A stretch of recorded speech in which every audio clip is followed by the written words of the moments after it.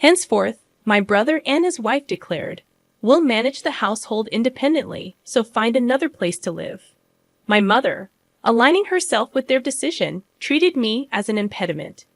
Do they comprehend who has been footing the bills for the house?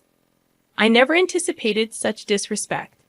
In the recesses of my mind, I resolved to take certain actions. I go by the name Carrie, a 30-year-old woman. Currently, I reside in my parents' home after returning from college. Initially, I ventured into the corporate world to forge my path, but the challenges overwhelmed me, prompting my return home. While initially navigating unemployment, I explored work-from-home opportunities. Armed with a scientific background, I embarked on a freelance engineering career. Commencing with modest projects, the income was meager, yet the experience of working independently was profoundly meaningful. In stark contrast to conventional employment, I could generate ample income without excessive social interaction.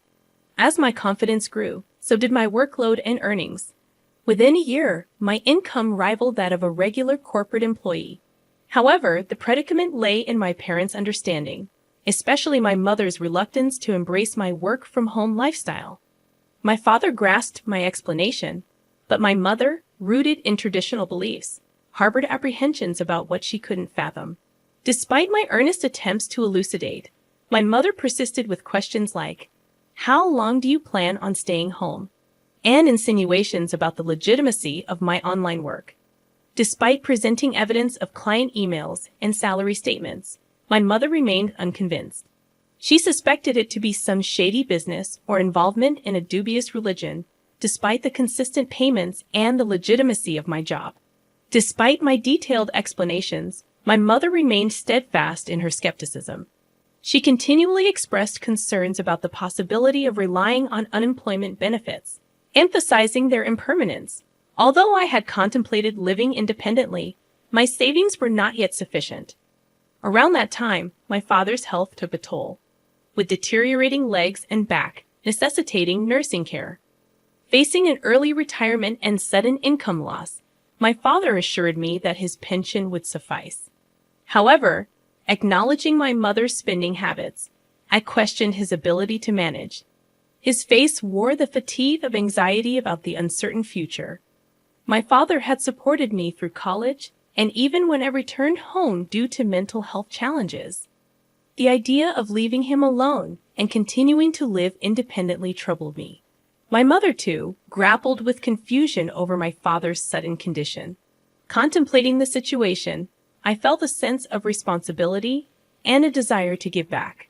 Reassuring my father, I pledged to support the family from that point onward. He expressed surprise, doubting my income's adequacy, but I confidently showed him my stable financial situation. Grasping the reality, my father, who had always understood my circumstances, was taken aback by my newfound stability. Encouraged by his understanding, I offered to help with household expenses, medical bills, and other financial obligations.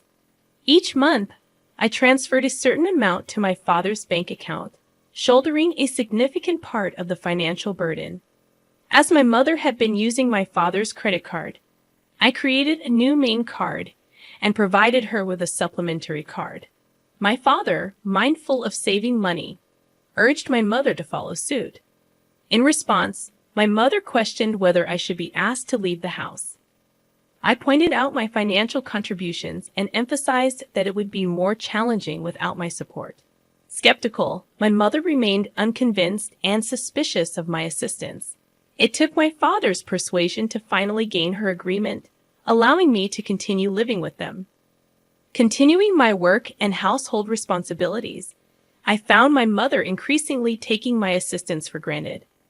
Her strictness intensified, with constant remarks about the speed of my chores. "Can't you finish your chores faster?" she would complain. I explained the challenge of multitasking while working, but she dismissed my concerns. The strain on my relationship with her became apparent, and it seemed irreparable.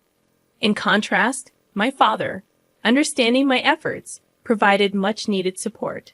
Despite this strained dynamic, we persevered in this manner for a year. After a year, my father's health took a sudden downturn, requiring hospitalization. Visiting him daily, I shared moments of concern and reassurance. Aware of the strain on me, my father expressed gratitude, acknowledging the difficulties in my relationship with my mother. As my father grappled with health issues, the already strained relationship between my mother and me deteriorated further. Despite feeling suffocated at times, I remained committed to supporting my family. Recollections of my mother's past efforts, especially during my student days, kept me steadfast in this commitment. However, a significant shift occurred when my mother welcomed my brother Kevin and his wife Mary. Their unexpected arrival brought an abrupt change to my living situation. My brother explained their decision, stating they would be living in the house from now on to ease the burden on me. I was taken aback, and my mother seemed to avoid eye contact. While my brother and his wife claimed their intention was to support me, a hidden meaning lingered in their words. My mother, expressing gratitude, subtly hinted at my need to contribute more to the household. Despite the surprise, I learned that my brother, a graduate of a prestigious college, had joined a reputable company. The unexpected turn of events left me questioning the true motives behind my brother and his wife's presence in our home. Certainly, he must have been earning a substantial salary, but I too was diligently pursuing my own endeavors. I wondered if they could manage without my contributions. Transitioning into a new life at home with my brother and his wife proved to be more demanding than anticipated. "Wake up, Perry, make breakfast," my brother's wife hollered, banging on my door. Fully awake and already engrossed in my work as a morning person, I explained that I was already up and working. Despite my work commitments, they insisted that I prepare breakfast. "Get on with it and get breakfast ready," she demanded. I reluctantly forced myself to assist, considering our family's usual morning freedom. Typically, we enjoyed meals at our own pace, especially when my mother and brother's wife were present. I presumed it was customary for the wife to prepare breakfast for her husband. However, my sister-in-law insisted on cooperation, and I reluctantly joined them in the kitchen. Despite my efforts, their dissatisfaction was evident. "Is this what you prepared for breakfast?" "This isn't enough," they complained. I had meticulously crafted a breakfast plate featuring soft scrambled eggs, a refreshing lettuce salad, fresh buttered toast, and a succulent sausage, thinking it would be well received. However, it seemed I had missed something.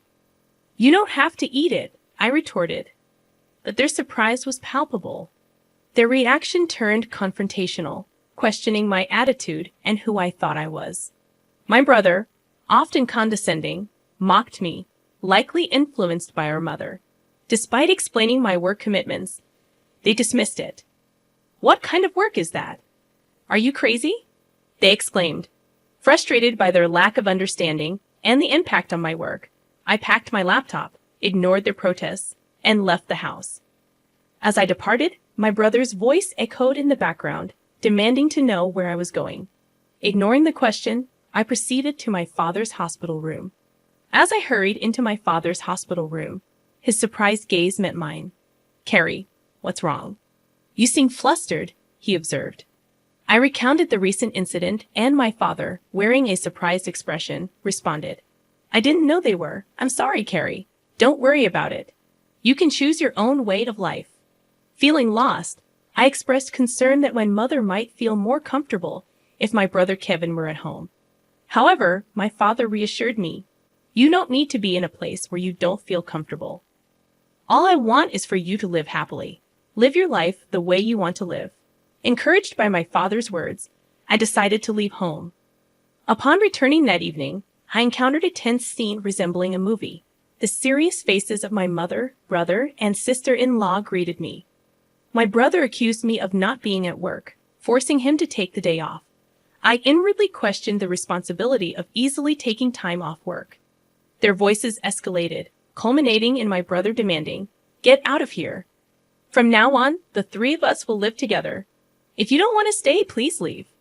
We don't need an overbearing presence like you to support us." It was a shocking statement, and I replied in surprise, "Why?" Ignoring my protests, my brother and his wife insisted on my departure, declaring that I was no longer needed in the absence of our father. My mother, aligning with their sentiments, regarded me as a hindrance. The frustration intensified as they dismissed my involvement in the family's finances and prioritized their own concerns. Enraged by their insensitivity, I devised a plan. Initially, I transferred the money linked to the credit card my mother used daily to another account under my management. This subtle move aimed to surprise my mother when she could no longer access her credit card. I initiated a money transfer from my father's account, a crucial pillar supporting the family's financial stability. However, I ensured that only my father's medical expenses could be withdrawn from this separate account, unbeknownst to my mother. Consequently, a significant financial burden now rested on my brother and his wife. Though unaware of the intricate details of my brother's income, I was certain that he would feel the weight more than ever. After completing the necessary formalities, I gathered my belongings and declared my departure, saying, "I'm leaving this place." To my surprise, my mother, brother, and sister-in-law, who had been relentlessly harassing me, looked taken aback. Their astonishment revealed that they hadn't anticipated my decisive action, although, from the expressions on their faces, it seemed they were secretly enjoying the moment. As I announced my departure, they belittled me, expressing their relief. "You're finally leaving. We've never dealt with such a troublesome person. You're not coming back, are you?" In response, I asserted, "Of course not. Don't contact me." They smiled as I left the house, but I couldn't help but wonder what they would think after I had left. Embarking on a new life in a tranquil environment, I found solace and the freedom to enjoy my own time. Refreshed and focused, I immersed myself in my work. However, as expected, a call from my brother disrupted the peace. "I told you not to contact me. What's wrong?" I questioned. His voice conveyed surprise and urgency as he inquired about my involvement in the family's financial transactions.